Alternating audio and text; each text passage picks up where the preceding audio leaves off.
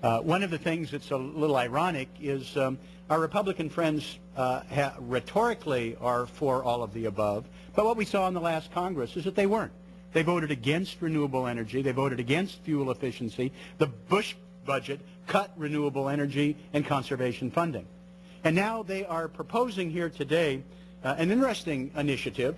One of the few things that both Senator McCain and Senator Obama agreed upon is that the Arctic ought to be the last place we look for oil, not the next. As my colleague from Rhode Island pointed out, there are already thousands of wells available on public lands. There's some 45 million acres onshore. 30 million of these acres remain idle.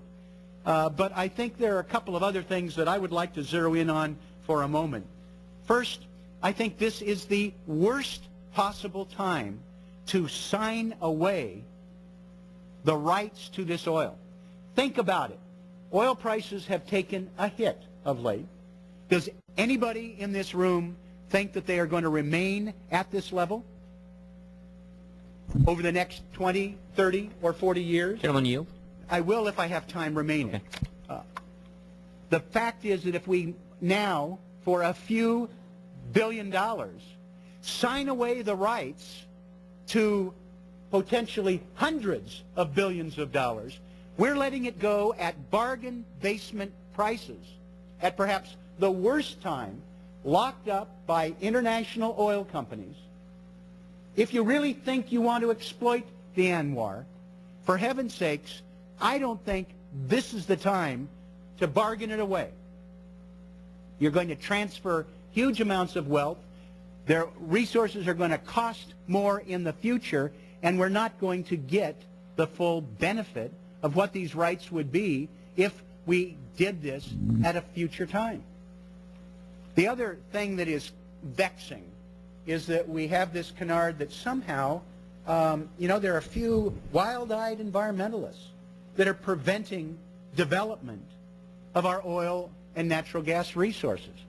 Well, it's interesting watching what's happened in the Intermountain West, and maybe that's why they've got Democratic governors and they've had Democratic legislators move forward, because ranchers and sports people have been appalled at the reckless policies of the Bush administration moving forward into areas that that are producing a backlash. But think about it for a moment. What is it that the two oil men in the White House for the last 8 years and the slipshod people that they put in power, it's been a scandal in a number of these areas in terms of how they've administered it, in bed literally with the oil and gas interests. I don't want to get into too much detail, but you know what I'm talking about in terms of how reckless and embarrassing these have been administered.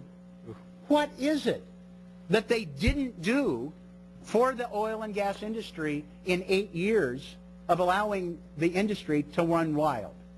I think the problem is not that they haven't done enough for the industry. I think is that they went too far. That's why you've got the backlash. That's why you've got people in the Intermountain West pushing back. That's why they're electing, for goodness sakes, Democrats as governor, because the stewardship was so sloppy. So I want to join with my friend, urge rejection of this amendment. If in fact you do want to exploit this resource, for heaven's sakes, don't do it now at a time when there'll be foreign sovereign funds or some big oil companies come in to take advantage of it. And I would be very careful about turning more authority over and less responsible regulation.